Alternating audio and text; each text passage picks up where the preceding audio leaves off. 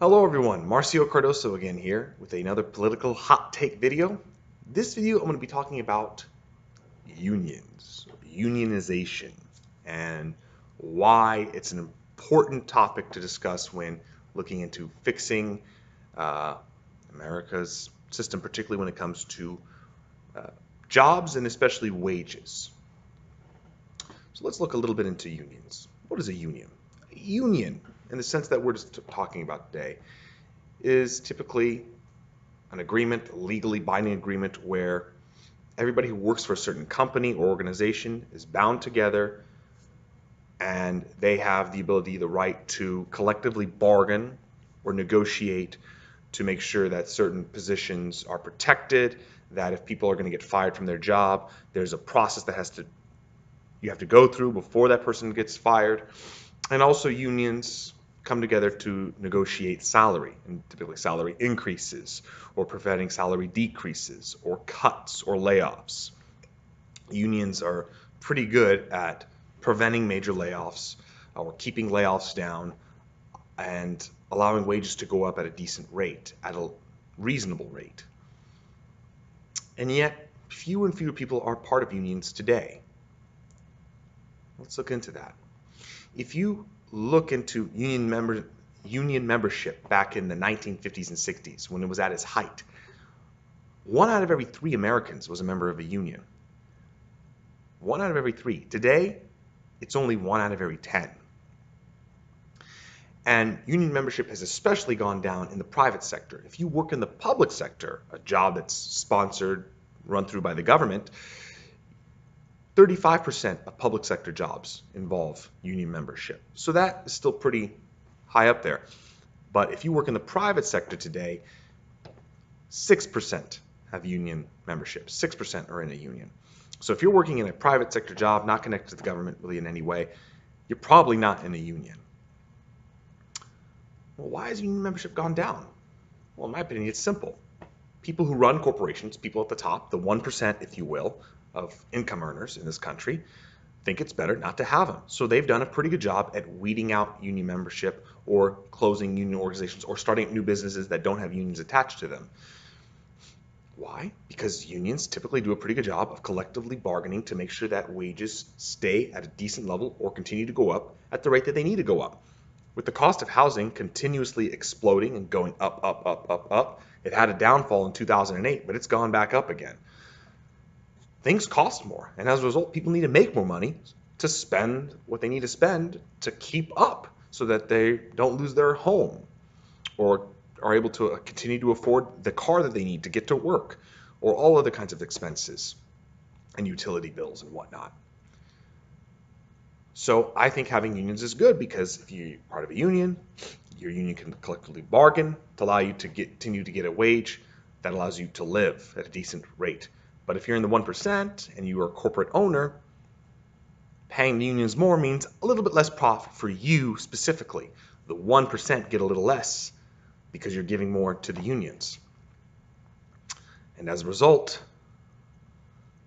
while the richest have continued to get richer these past few decades, everybody else is kind of falling behind. And that's not good. So what do we do about it? Some people have said to kind of improve wages, we should increase the minimum wage to $15 an hour. That's the big number now. You hear Bernie Sanders said it for a while there. I think Hillary Clinton eventually came on board. You're even hearing a few Republicans saying, yeah, let's go to 15, fine. $15 an hour, that's a start. And depending on what job you have, if you have a certain job that's maybe on the lower end of skill, $15 an hour might be great.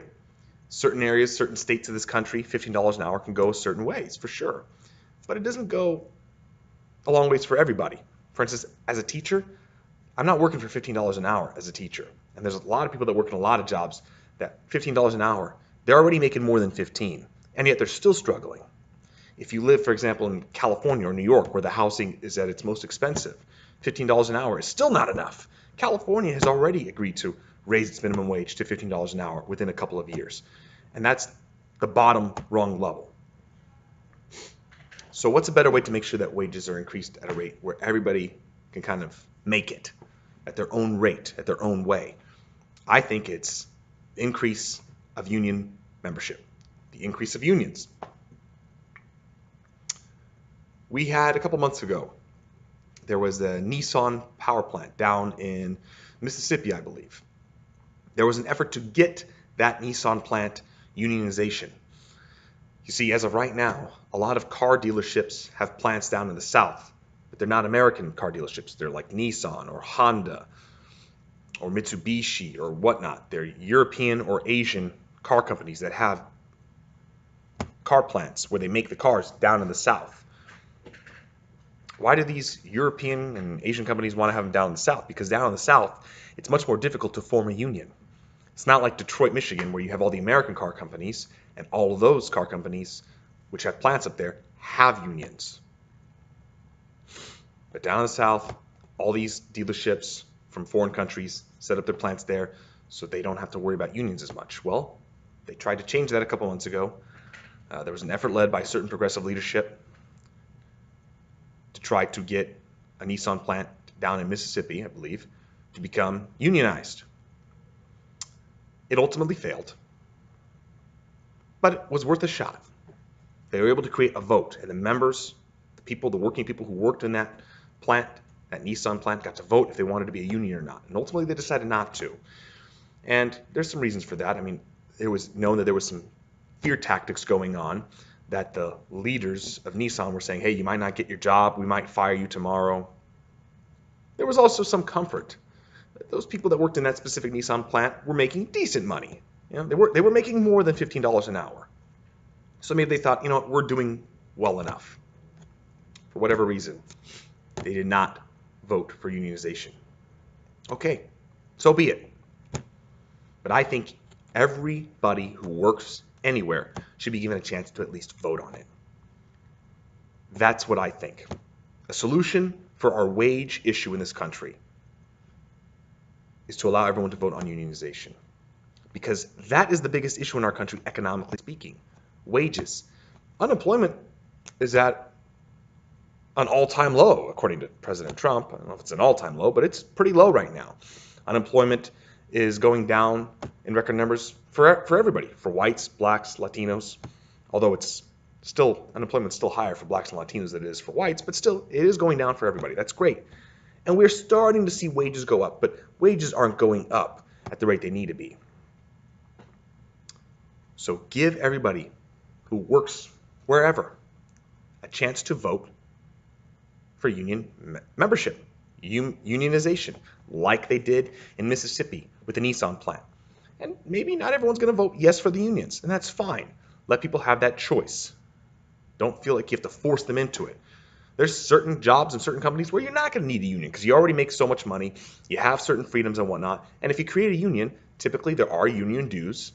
And even though I'm a member of a union as a public school teacher, and I like my union, it always kind of stinks that you have to give up some of your salary for union dues. It's not that much money, but it's still. So some people might not want that.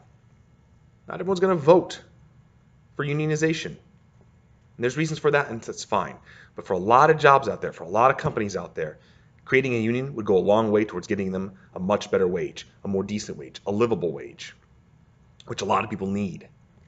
Creating a union also grants them more protections with their job, so that if they accidentally got sick for a couple days, they don't get fired because they were sick, or they don't get laid off because of some mistake, that they deserve another chance at least.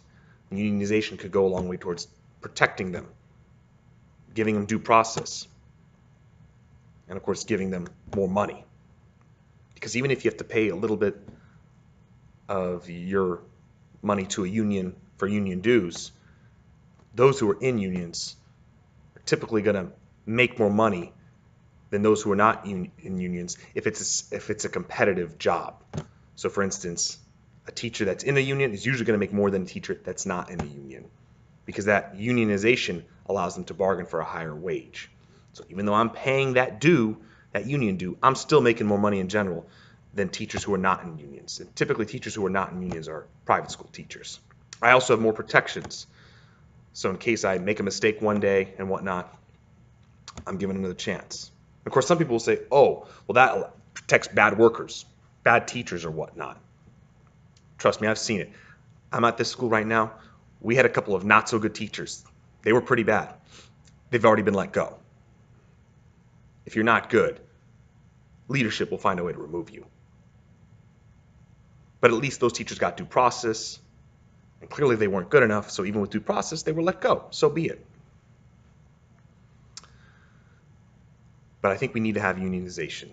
I think unionizing our workforce would go a long way towards improving our wages and protecting our workers' rights. And then I think you'd see a lot less people complain about, oh yeah, the stock market's great, but I'm still struggling. Or this is great, but I'm still struggling. I actually ironically think that's how Donald Trump became president. There's a lot of people, especially in the Rust Belt, in the Midwestern states of Michigan, Wisconsin, Ohio, they feel like they're being left behind. And they feel like they're being left behind because the jobs that they still have, a lot of these people have jobs, but the jobs that they have, they're not paying them enough. Or they're being laid off very easily. Some people are losing their jobs because they're being laid off very easily. Look at the trend in a lot of these states in the Midwest, in the Rust Belt, and to a certain extent in southern states as well. They're being left behind because union membership in those states went from all-time highs in the 1950s and 60s, and it went down, down, down, down to where it is now, 10%, 6% in the private sector. Trump says he wants to make America great again. I think a lot of people who voted for him, especially in the Michigan, Wisconsin, Ohio area, a lot of those people voted for him because when Trump referred to great, those voters thought great meant, oh yeah, the way it used to be in the 50s and 60s when it felt like everybody had a job that was good paying and you could live on that job. And you didn't need to get a second job or whatnot.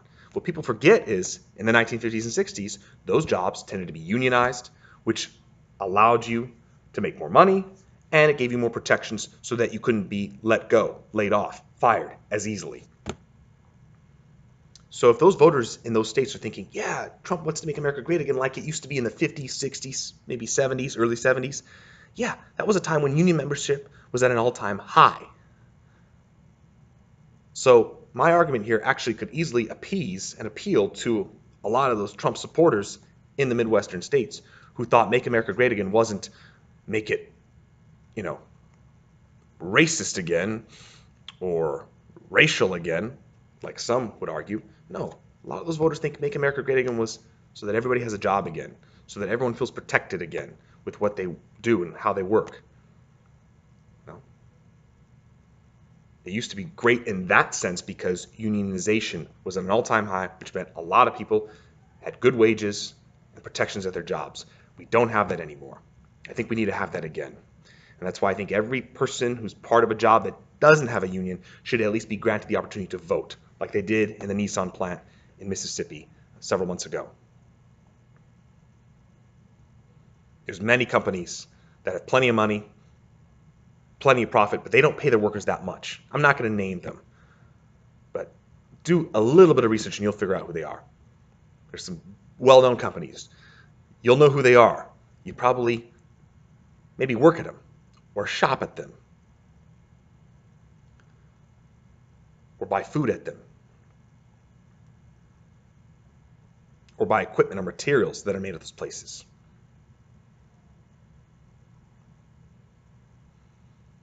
They don't want to pay as much because they want to keep the profit for themselves. It's the 1% keeping everything for themselves. We need to change that. Unions are not perfect. A lot of people like to bash them because they're not perfect. I've been in unions in the past where they weren't well run, and you think to yourself, no wonder people don't like unions anymore. But they're necessary. And if people want to make America great again, they want America great again, like Trump says, a lot of those people that supported Trump, they want the great America again, as in they want livable wages again. They want to make good money again. They want to have protections for their job again. And you get that through unions. So let me kind of change up a phrase from Trump. Let's unionize America again. And I think that'll go a long way towards making America seem great again to those who feel like it is great no more. Thank you for watching. Have a good day.